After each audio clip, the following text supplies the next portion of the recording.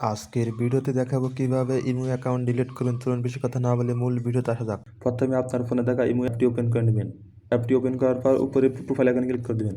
Profile আইকনে click করে দেওয়ার পর নিচে দেখুন লেখা আছে সেটিং, এখানে ক্লিক করে দেবেন। তারপর নিচে দেখুন লেখা আছে অ্যাকাউন্ট অ্যান্ড সেটিং, এখানে ক্লিক করে দেবেন। ক্লিক করে দেওয়ার পর নিচে দেখুন লেখা আছে ডিলিট ইমো অ্যাকাউন্ট, এখানে ক্লিক করে দেবেন।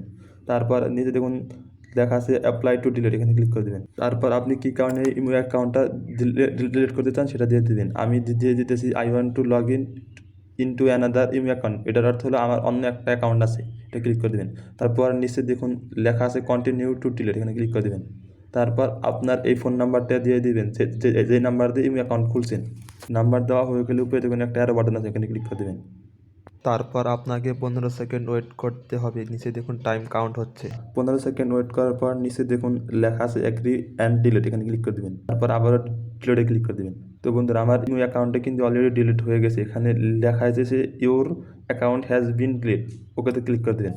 তো বন্ধুরা, এভাবে খুব সহজে আপনি একটা ইমো অ্যাকাউন্ট ডিলিট করতে পারবেন। আজকের ভিডিওটি পর্যন্ত। যদি ভিডিওটি দেখে আপনার সামান্যটুকু উপকার হয়ে থাকে তাহলে একটি লাইক দিন আর কমেন্টে আপনার মতামত জানিয়ে দিন। আর এরকম ভিডিও পেতে আমাদের চ্যানেলটি সাবস্ক্রাইব করে পাশে থাকুন। আর ফেসবুক পেজ থেকে দেখে থাকলে অবশ্যই পেজটি ফলো করতে ভুলবেন না। খোদা হাফেজ।